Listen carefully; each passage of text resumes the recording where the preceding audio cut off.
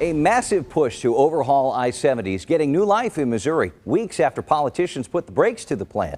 Governor Parson wants some $859 million to expand I-70 to 3 lanes in either direction, from Kansas City to Odessa and Warrenton to St. Louis, along with a stretch of highway running through Columbia in mid-Missouri. It was a big part of his State of the State address. Originally, lawmakers kept it out of the state transportation budget, but the chair of the House Budget Committee released his revisions last week, throwing the plan back into the mix. Okay, it's one of many items we're watching with our roundtable of journalists. Please welcome back KMBC9 political reporter Michael Mahoney and Jason Hancock, editor-in-chief of the Missouri Independent. Welcome, gentlemen. Mahoney, as we said, this I-70 project, that was one of the governor's big asks in the State of the State. I think it was the big ask in his State of the State speech. There are basically 3 ways to go on this right now. Number one, this plan to extend a 3-lane portion of I-70 over here in western Missouri, one stretch, as you mentioned, in mid-Missouri, and then another one over by Warrenton in the St. Louis area. Right now, it looks like the plan that is moving forward is expanding these 3 stretches over here in mid-Missouri and over in East St. Louis. Right. Or in St. Louis. Huge price tag, still cheaper than trying to do the whole thing. But yeah. Jason, we know that there was some consternation even among Republicans this session. Why the about face? I think the House Budget Committee sort of began to realize that this might be a once-in-a-lifetime opportunity to fix a problem that's been neglected in this state for years and years. I mean, I-70, there's been reports going back 20, 30 years saying it needs to be rebuilt, it needs to be expanded.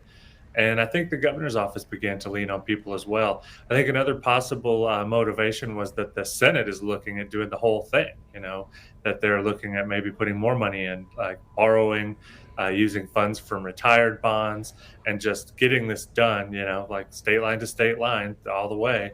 And I think the House wanted to at least have their proposal, their plan in place so that they'd have a negotiating position, because I don't think there's no starting from zero here. I think something's going to go towards fixing up I-70 in this budget. It's just a matter of scale now. Right. You can't run on fixing crumbling infrastructure and then not make any moves on it. Right? Exactly. Yeah. Right. There's a lot going on in Jeff City when it comes to bills affecting transgender Missourians. We've covered a lot here on the program.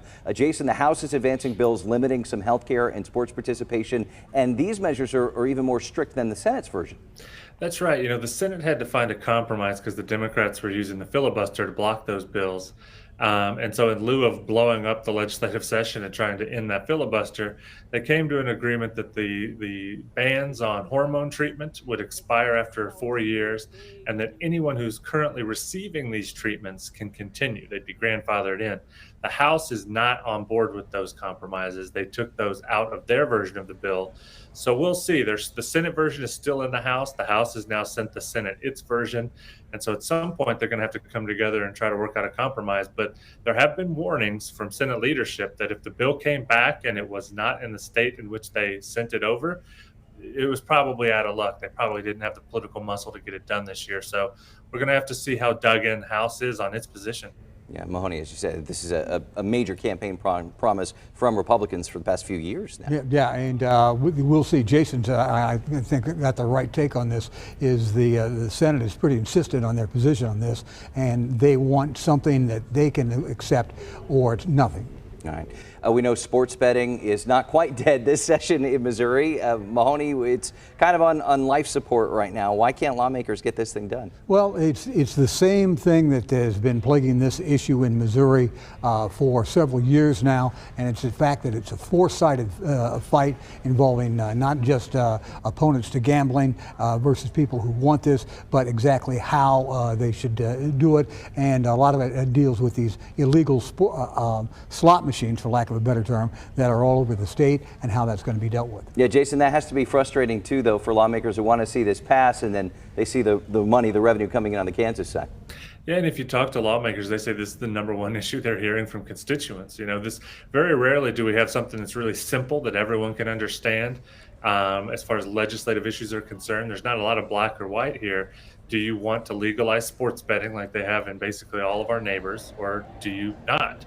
And the fact that it's more complicated than that, I think, is really frustrating people because, as Mahoney said, there's so many different players involved here. It's not that I think a sports betting bill voted up and down would probably pass, but we just don't ever get to that vote because of all these sort of other players in the game. All right. It's all about those players. All right. Michael Mahoney, Jason Hancock, thank you so much.